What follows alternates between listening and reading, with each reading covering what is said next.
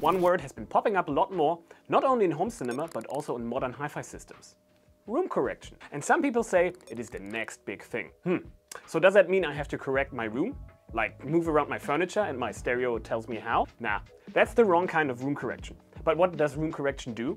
And more importantly, what does it not do? Let's find out together in this video. First off, your speakers and amplifiers are of course the main source of sound. But that sound will change depending on the room the system is in. Don't believe me? There's lots of aspects that can color the sound in any given room. I'm not trying to be too complicated, so here are some acoustic basics. The most obvious thing is the reverberation time. Sound reflects off the walls, losing a bit of energy on every bounce, like bouncing a ball. Hard, flat surfaces like glass or concrete reflect a lot of sound and absorb little. Therefore, the sound can bounce around longer, leading to a longer reverberation time. Soft and structured surfaces like the fabric in carpets and curtains and even furniture are great at swallowing the sound, reflecting a lot less. You could say that every piece of furniture and the position can influence the sound in your room. There's a catch though. As you probably know, a curtain will block mostly the treble, so the high frequencies. Low frequencies, like bass, need much thicker absorption to be effectively blocked. Another important part of room acoustics are standing waves, or room modes, which happen when the sound from a speaker collides with its own reflection. This either amplifies or cancels out certain frequencies. Sort of like when two waves meet each other on water. Where in the room and at what frequencies these room modes occur depend on the room dimensions and the speaker placement. The room modes are the reason why you can experience that your system has too much bass or too little bass, or that the sound is super uneven when you walk around the room. Generally, you can lower the negative effects of room modes by absorbing the problematic frequencies before they can interfere with themselves. For example, via bass traps. But that can be a hassle and expensive. Now that you understand some of the very basic aspects of room acoustics, you can probably understand what room correction system tries to do. It tries to reverse the effects of the room on the sound to make your system sound the best it can. This is not a straightforward process, and many companies have had their own go at creating their own spin on it. In hifi-klubben, there are 3 different mature room correction systems that are available in a selection of our products. Let's have a look at them. Maybe the most well-known one is Audyssey, that is widely used for AV receivers and has been the staple with Denon and Marantz AV receivers. During the setup process, you connect a small microphone to the amplifier. It then asks you to put it into different positions, and it plays a so-called sweep on each of the speakers. With these noises, it tries to listen to each speaker's frequency response at the listening position. The setup, together with Audyssey, gives some tips on what setting to use. It helps to smooth out the sound, especially in the bass region. Also, it measures the delay, or in other words, the distance and the loudness level of the speaker, to give the most balanced sound on the listening position. When setting up an AVR, we always recommend you trying this out. There are 3 tiers of Audyssey, called Audyssey Multi-Q, Multi-Q XT and Multi-Q XT32, that are all calculated and processed on the AVR itself. The difference between the tiers is the resolution and the quality of this calculation. So you have a more detailed and intricate sound when using AVRs with the higher tiers. It usually comes on board with these AVRs. There's also an optional paid-for app that moves the correction and calculation steps to your smartphone, shows more info and visualization of the measurement, and can offer better result with its more powerful processing power. It is always worth giving Audyssey a try. Often enough, it improves the audible results by quite a bit, especially in the higher tiers of the software. Dirac was introduced as a paid-for upgrade to some of the Denon and Marantz AVRs, but comes with all the NAD AVRs and some stereo components. Some NAD and Bluesound products can also be upgraded with Dirac. So, what does Dirac do? Or rather, what does it do differently? Well, the basic setup is similar. You have a microphone that is connected to your amplifier or even your laptop. It asks you to place the microphone in some positions around your seating position and proceeds with the measurements. The approach is a bit more transparent and customizable compared to Audyssey. It also does sweeps with all the speakers and shows you the result for all speakers in an overview.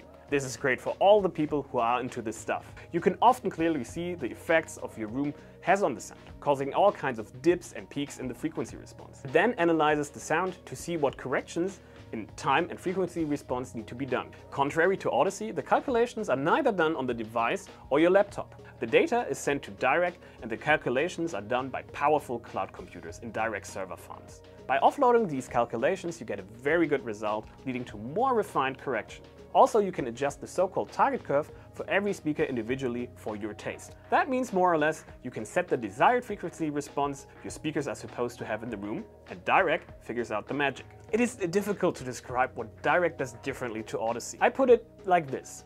Audyssey cleans up some of the coloration the room adds, But Dirac goes deeper and not only cleans up the coloration, but adds a certain feeling of correctness to the sound. The tonal and spatial feel of the music just feels right and nice. When switching on and off Dirac, this change becomes very apparent, especially in the bass region. The nice thing is that you can do multiple different target curves. For example, one target curve for late night listening with only a little bass, and another one with lots of bass for parties. Dirac comes in 3.5 tiers. Dirac Live LE is a light version that corrects everything from 20 to 500 Hz. While this might not sound like a lot, it solves most of the obvious acoustical problems like boomy bass and muddy mids. The full version then corrects up to 20,000 Hz to offer a more detailed correction. The next tier, called Bass Control, is especially made if you use multiple subwoofers, which are notoriously hard to integrate seamlessly with your speakers. I heard it once in a big room with 2 tiny compact speakers and 4 subwoofers hidden away in the corners. And I swear to you, even when standing directly in front of the small speakers,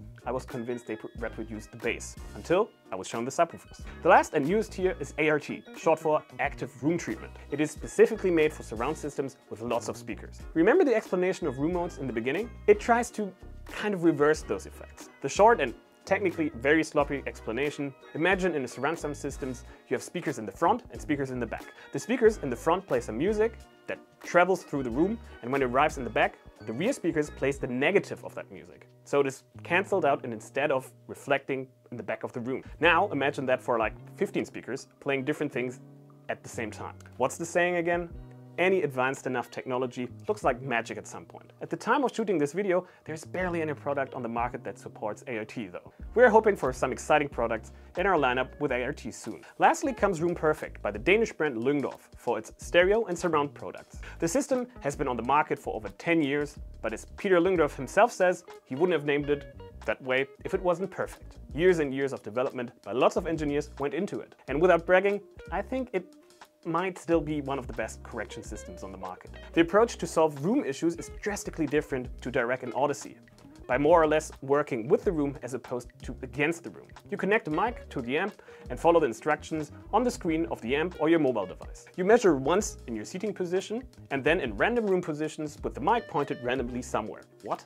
Why random? Well, RoomPerfect's approach is to understand what is happening in your whole room, rather than only your seating area. And that way it can better act on the room's acoustical issues. It also does not use the short sweeps you know from other room correction systems, but very long multitone signals for bass and treble. This has some big advantages. First, if you do a sweep and there is a noise in the background that you might not even hear, that will still be part of the measurement and might change the correction results. With the long signals, possible noises are overwritten by the right signal. Also, by playing multiple tones at the same time, you're able to really fill the room with acoustical energy and produce all the acoustical problems mentioned in the beginning. Only once you can properly produce the problems can you measure them and correct for them. The last advantage is that with using the multitone signal, the sound characteristics of your speaker can be measured and preserved. Other measurement systems tend to try to fit the speakers to their target curve, regardless if the speaker can actually handle it. I think the big advantage here is that it just sounds so damn good. It preserves your speaker's sound signature,